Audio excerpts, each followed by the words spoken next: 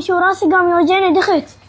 بابا حسون هاي علوش ايش بيه؟ علوش هاي الشارب انا كما صبغ البيت ما طول جانا العيد. حسوني يمشينا خل نروح ناخذ من بابا فلوس على مود نشتري من المحل.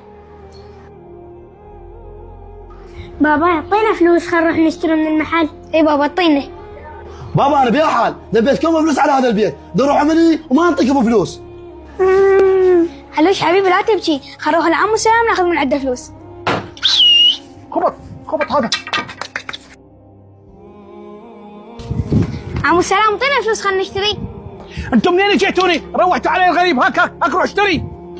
حسون فدوى لا تقول بابا انا اشتريت مشروب طاقه مال منصور سامي. لا ما راح اقول له.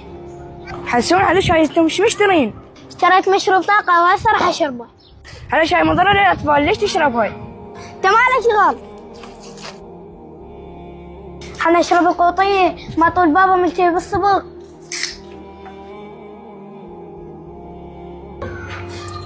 ها بشر طيبه. حسون شو راسي قام يوجعني دخت. بابا علوش الخربط. حسون هاي علوش ايش بيه؟ علوش هاي الشارب. بابا اخذ فلوس من عمو واشترى مشروب طاقه.